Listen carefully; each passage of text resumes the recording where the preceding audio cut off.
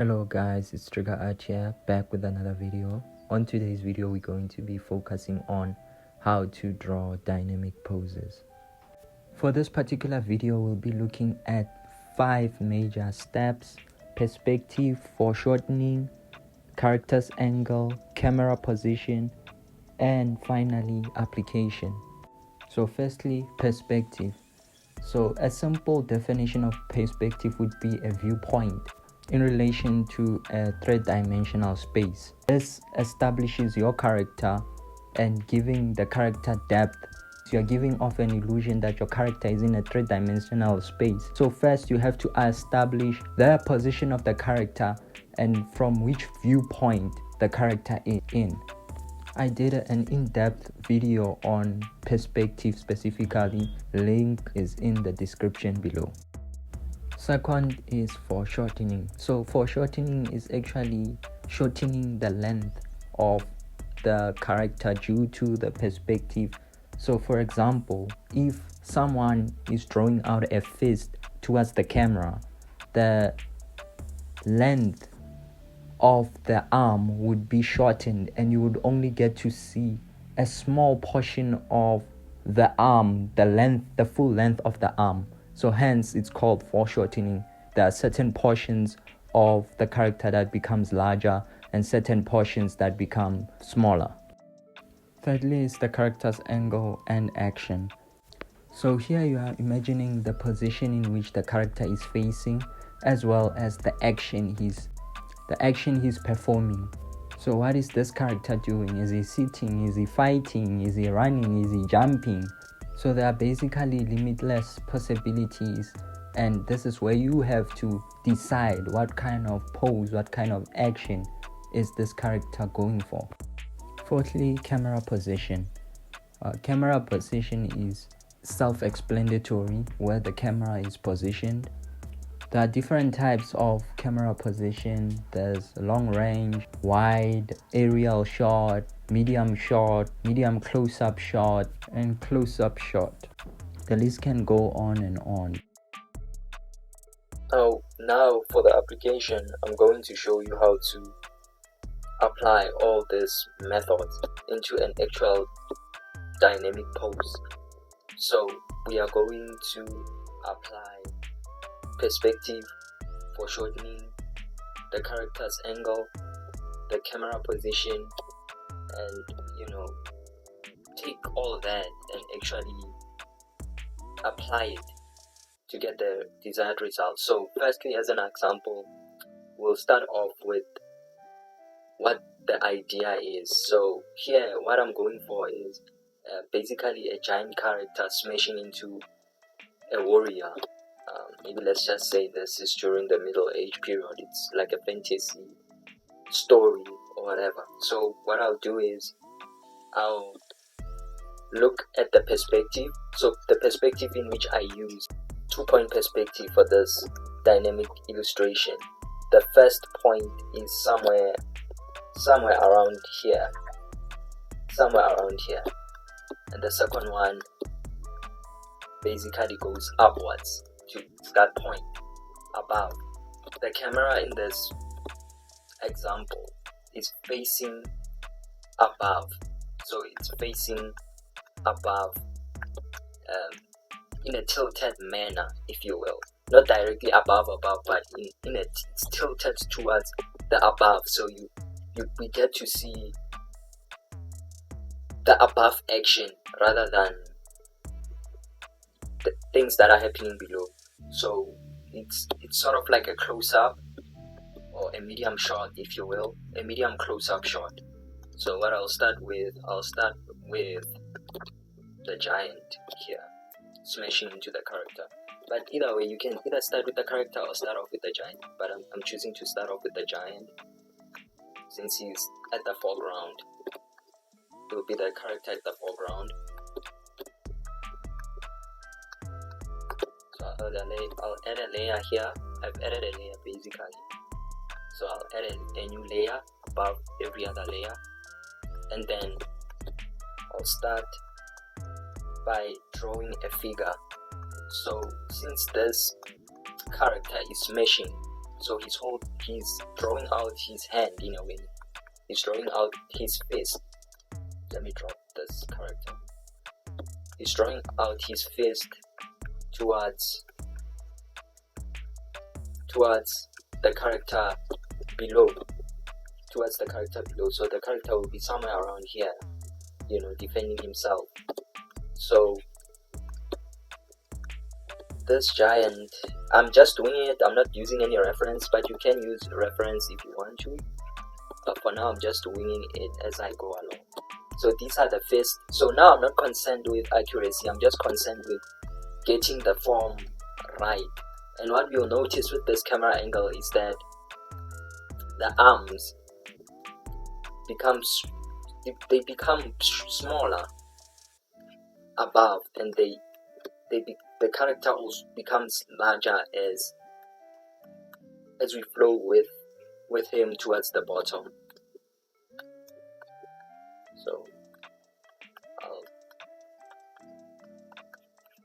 So he's a giant, but then because of the perspective, he appears smaller. He appears very small at the top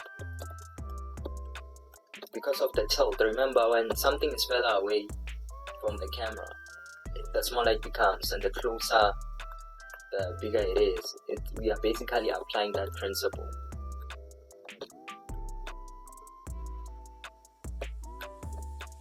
So I'll just make fixes.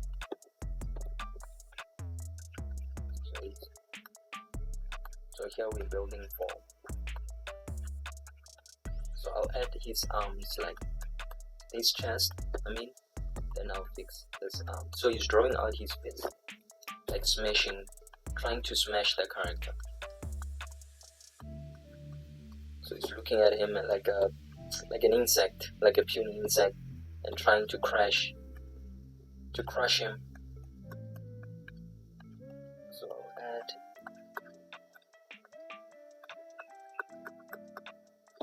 So he's a very muscular character. So I'm trying to build the chest area here.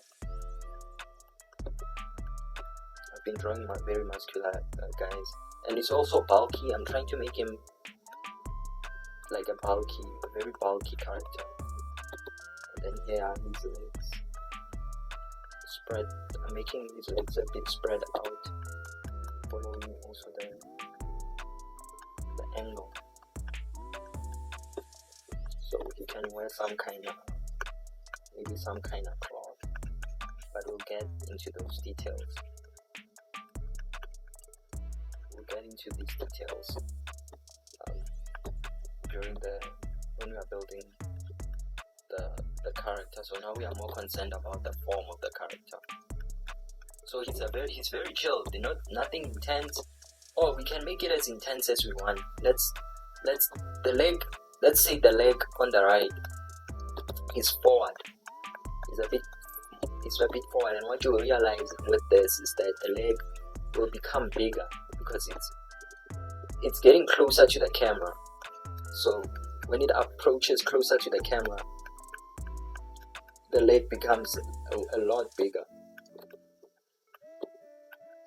So let's say these tilted, and then the other on the fork, the one on the background, the one at the back will become very small, and the one here at the front will become a bit larger. So it becomes dynamic. It becomes automatically on its own. It becomes dynamic. It looks dynamic. It feels dynamic. And then now I'll add the character. I will reduce the opacity for the character that's in the background, and I'll increase the opacity for the one who's at the foreground. And I might also change color, maybe make him a bit darker. So this character is looking, since he's also in the foreground, although he's a small character, he'll be a bit bigger because he's closer to the camera. So it doesn't have to be accurate, and the character is also tilted a bit. So he's tilted So the other arm is holding a sword, for example. Let's say the other arm is holding a sword. The other arm is holding a sword. And then, let me see, I'm still deciding whether to, okay, I'm trying to decide whether it should be tilted a bit. So he's holding a sword. And maybe he might be, let's say he's wearing some kind of cape or something.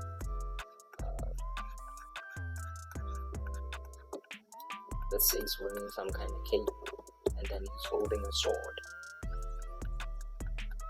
So what you do is you follow the perspective, the line becomes like your guide, it'll help you in. So to show that the head is a bit tilted, we'll make it straight a bit, strengthen it a bit, straighten it. And then tilt this a bit to show that this character is actually looking above, it's looking at him. And the other arm, let's say he's holding like a shield. Let's say he's holding like a shield.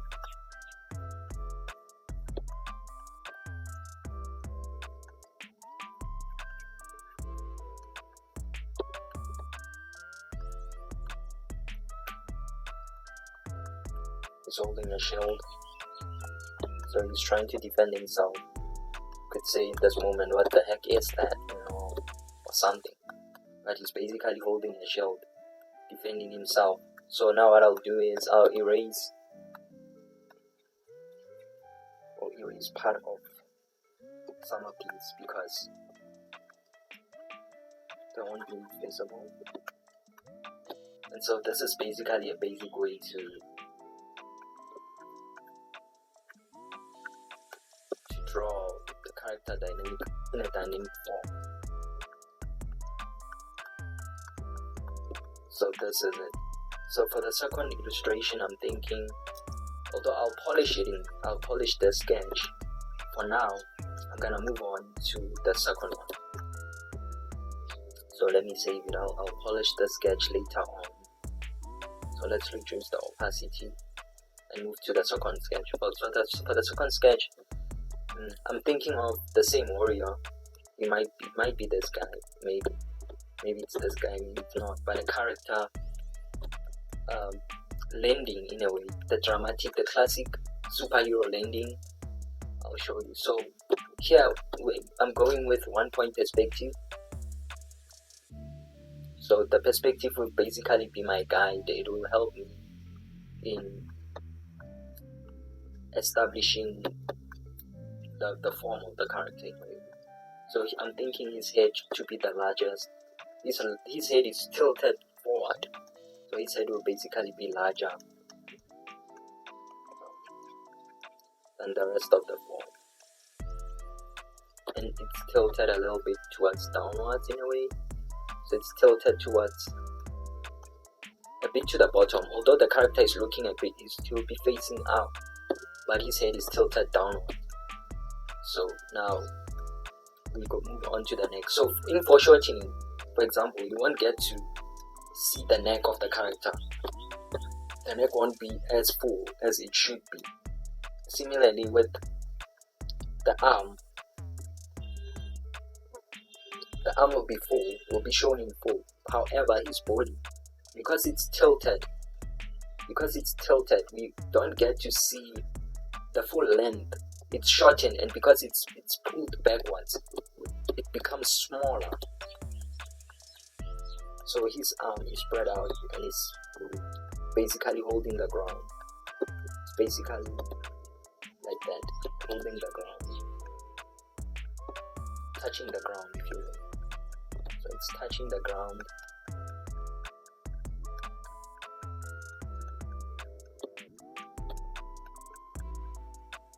And what you realize also with the arms is that, let me try and move this thing a bit upward.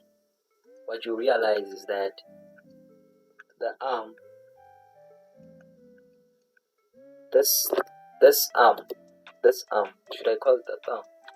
No, the thumb is this one. This thumb tends to be, it's long, but it tends to be shorter, appears shorter because it's far at the back compared to these other 4 fingers. So the first 4 finger on the right, the first one is long, but not as long as the middle finger. The middle finger tends to be the longest, and the one that is followed by the middle finger normally tends to be almost the same size as the first one, and the last finger is the smallest. It's the smallest in length, and then it's tilted towards the back a little bit. So there's this sort of curved shape on the arm, and the bone structures, it's like 3. There are like 3 structures in a way. It's like three joint bones structures. It's like 3 bones joining together, and they're joined by the muscles to form that, so that they are able to bend, they are able to grab things, they are able to hold. So it's like this in its simplicity. And now we'll move forward. Now we are done with the arm.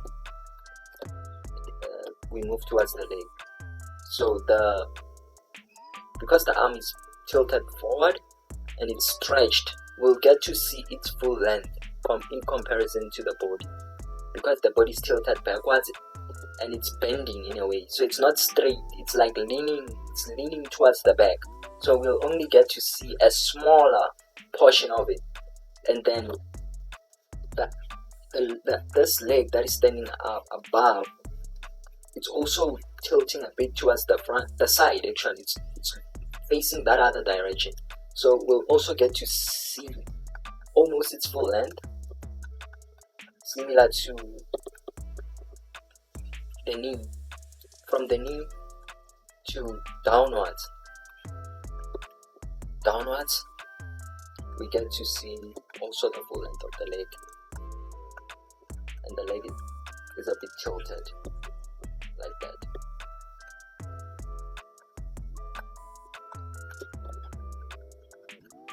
So this requires you to have basic knowledge of anatomy, on how anatomy works, on how the body works, and how it bends and everything.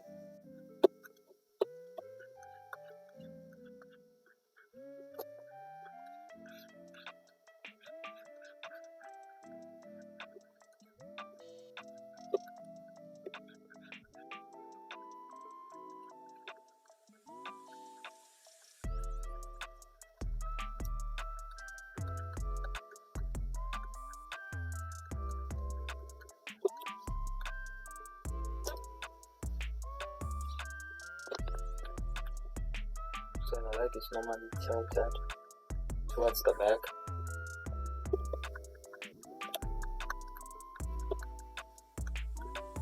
and the arm towards the back.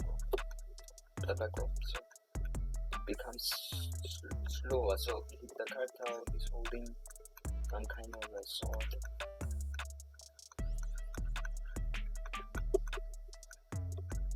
So let's say he's holding a sword.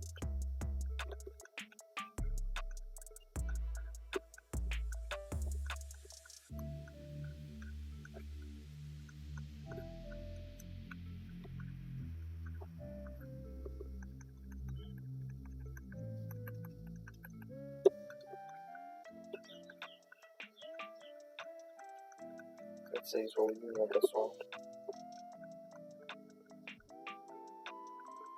like maybe like a katana or something. So the sword is just tilted towards it, so you can see already it looks dynamic. Moving on to the second. So the second pose, the third pose, so the third pose, let's say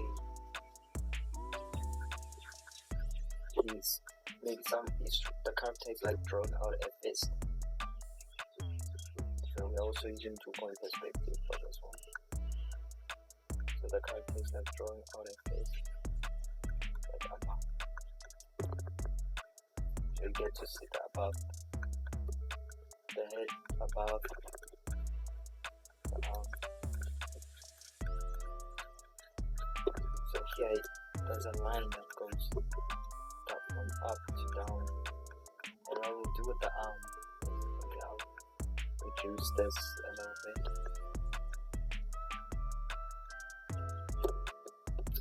The hand is almost like tilted. There's this sort of anchor shape. Like he's swooshing his punch, his face. He's swooshing his face towards the air, like high above, and then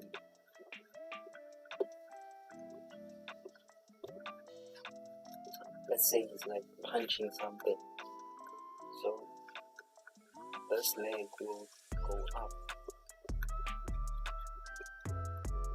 So you do the opposite. If the arm on the right goes up, on the left, if the arm on the left goes up, the leg on the left goes down. If the arm on the right goes down, the leg on the left goes up. It makes it look natural. It makes it balanced. So this leg is tilting apart, a bit up, and this leg is tilting towards the down, as if it's like throwing like an uppercut towards the air. So the character is like throwing this uppercut, and this other leg will be. It's almost like he's jumping. If it makes sense. Just like a bit towards the side.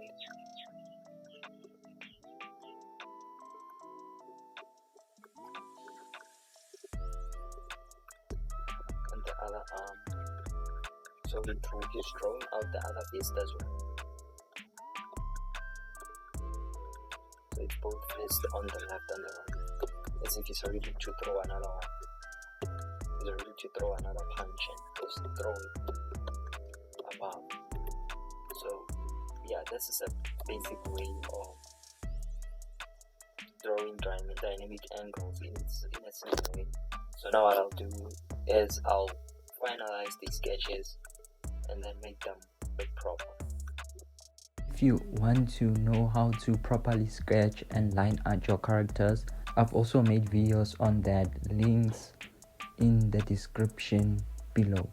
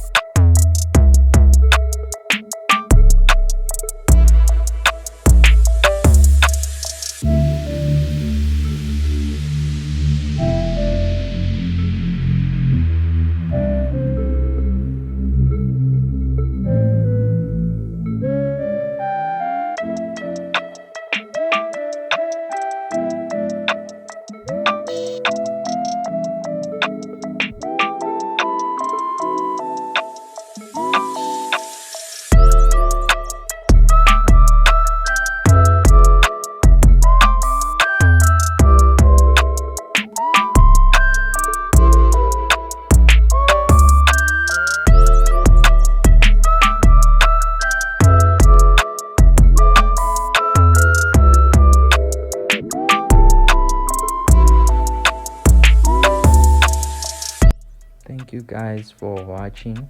If you found this video very helpful, consider liking, sharing and subscribing, and I'll see you guys on the next one.